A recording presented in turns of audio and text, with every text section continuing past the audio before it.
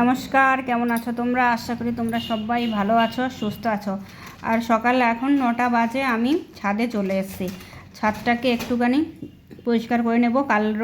কালকে আমি গমগুলো ধুয়েছিলাম, তো কালকে একটুখানি ভিজে ছিল না, তবু ভাবছি গম যত ভালো করে শুকনো হবে তো আটাটাও খুব ভালো ফুরফুরে হবে। তো আমি চলে এসে, তা আমার ছোটো মেয়েও চলে এসছে, আমার সঙ্গেও ওড়নাটা ধরে বিছাচ্ছে।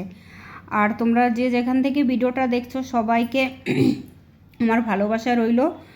আর আমাদের এখানে তো খুব গরম পড়ছে এখন, তা তোমাদেরও ওখানে কেমন গরম পড়ছে তো আমাকে জানিও। আর এখন ভালো থাকার তো কোনো কথাই নেই, কারণ এই বছর গরম খুবই পড়ছে। সে মানুষকে যদি তুমি ছাদে বেঁধে রাখো তো মানুষ ওখানেই শুকিয়ে যাবে। তো আমার স্নান টান একেবারে কমপ্লিট হয়ে গেছে। তো আমি ভাবছি যে চালগুলো এই ট্যাঙ্কিতে ঢালবো, কারণ চাল বাড়ন্ত হয়ে গেছে। আর আমরা আগে বাসমতি রাইস আনতো আমাদের এখান থেকে, কিন্তু খুব দাম পড়তো চালটার।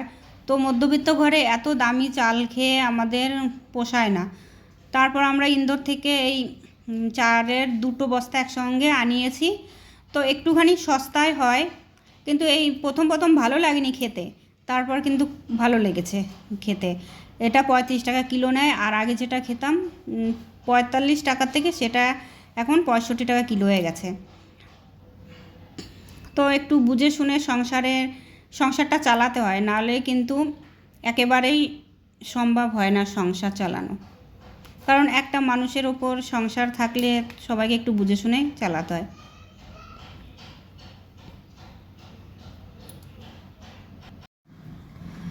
এক ট্যাঙ্কিতে চালটা ধরতো না, এই জন্য আমি বালতিটাও এনেছি। বালতির মধ্যে আগের কতগুলো চাল ছিল, তো আমি এটার মধ্যেও ঢেলে বালতিটা একবার ভর্তি করে রেখে দেব।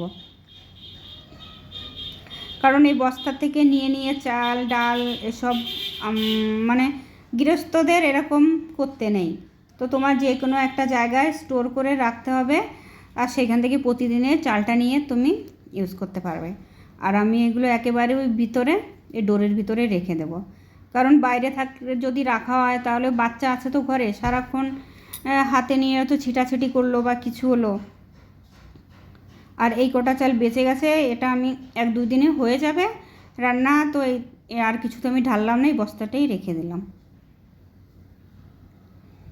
আর দেখো গরম যে এত বেশি গরম পড়েছে, আর কি বলবো। জামা কাপড় আমি আধা ঘন্টাও হয়নি রোদে দিয়ে এসেছি, আর এই দড়িটা আমি টানিয়ে দিয়েছি যে নিচে জলের ট্যাঙ্কিগুলোও ভালো থাকবে, আর এই জামা কাপড়ের রং টং উড়ে যাবে না। কারণ এখন এমন গরম, মানুষেরই রং উড়ে যাচ্ছে রোদে গেলে, এই জন্য আমি এখানেই মেলছি। আর দেখো আমি নিয়ে চলে এসেছি দই, লস্যি বানাবো, মানে রায়তা বানাবো। এটা খেতে খুবই টেস্ট। আমি বাড়িতে, আমাদের এখানে তো সবাই ঘি বানায়, তো ওদের কাছ থেকে আমি ছাঁচটা এনে দুধের মধ্যে রেখে দিই, তারপর আমি ফ্রিজে রেখে দিই, আর খুব ঠান্ডা হয়ে যায়। এর মধ্যে আমি বেশি কিছু দেব না, চিনি দেব আর একটুখানি জিরে ভেজে রেখেছি সেই জিরের গুঁড়োটা দিয়ে দেবো, আর একটুখানি নুন দেব। খেতে খুবই কিন্তু ভালো লাগে। এখানে প্রতিটা মানুষ এটাই খায়, রায়তা বলে, শরীরটা খুবই ঠান্ডা থাকে।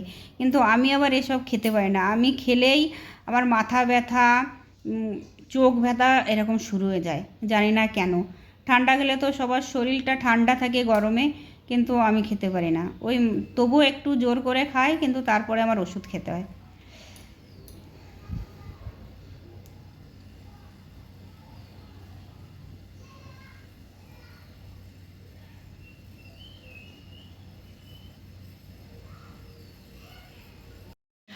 আর গরম তো কমবেই না, যত দিন যাবে ততই বেশি গরম পড়বে। সেটা আমাদের দোষেই, কারণ আমাদের সুখ সুবিধার জন্য আমরা গাছপালা সব কেটে কুটে বড় বড় বিল্ডিং বানাচ্ছে, আর চাষের জমি নষ্ট করে সবাই ঘরবাড়ি বানাচ্ছে। তো একটা গাছ কাটা গেলে অক্সিজেন আর আসবে কোথা থেকে? পুরো ইট বালি সিমেন্টেরই দুনিয়া হয়ে যাবে। এমন একটা দিন আসবে যে দুনিয়াটা মরুভূমি হয়ে যাবে, সেটা আমাদের দোষেই হবে। কারণ যদি একটা গাছ কাটা হয় তো আর একটা গাছ লাগানো উচিত। আর দেখো আমার ছোট মেয়ে বলছে আমাকে একটুখানি চুল বেঁধে দাও। ওর চুলগুলো একেবারেই ছোট ছোট, তবুও ভাবলাম ঠিক আছে, চোখের উপর পড়ছে, আমি একটু বেঁধে দিই।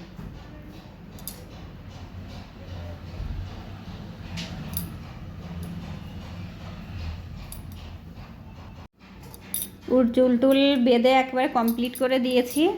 আর বলছে সামনের দিকটা একটু চুল বের করে দাও, ওরও সাজার কোনো ইসে নেই।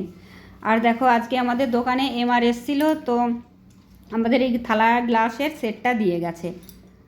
আমি ভেবেছিলাম আমাদের কিছু থালা গ্লাস কিনতে হবে, একটু মানুষজন আসলে একটুখানি কম পড়ছিল, তা দেখলাম আজকেই ও দিয়ে গেছে 4টে গ্লাস, 8খানা বাটি আর 4টে থালা। আর থালাগুলো একেবারে ইসে ভাত খাওয়া যাবে, এটা এখানে তো সবাই রুটি বেশি খায়, এই জন্য সেই হিসাবে থালা গ্লাসগুলো বাটি দিয়েছে ছোট ছোট। আর দেখো এই ফ্রিজটাও কিন্তু আমাদের একটা এমআর দিয়ে গেছিলো। তো যদি মেডিকেল থাকে তাহলে কিন্তু আরও অনেক জিনিস কিছু পাওয়া যায়। আর রাত হয়ে গেছে, দেখো আমাদের দুধ চলে এসছে, এটা মোষের দুধ। মোষের দুধটা আমার ছোটো মেয়ে খেতে পারে না, ওর খুবই সর্দি কাশি হয়ে যায়, এই জন্য আলাদা করে ওর জন্য গরুর দুধ আনতে হয়।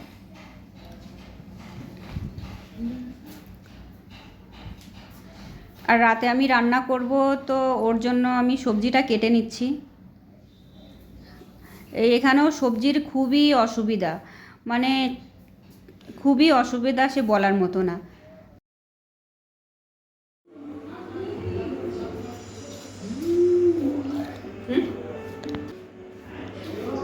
যদি তোর ডাক শুনে কেউ না আসে, তবে একলা চলো রে, একলা চলো, একলা চলো, একলা চলো, একলা চলো রে। যদি তোর ডাক শুনে কেউ না আসে, তবে একলা চলো রে। গান আমার খুবই ভালো লাগে। আর যখন ক্লাস 7-এ পড়তাম তখন 1 বছর গান শিখেছিলাম, তারপর আর হয়নি গান টান শেখা। এই কোনো রকম বাড়িতেই গুনগুনাই, এটাই চলছে।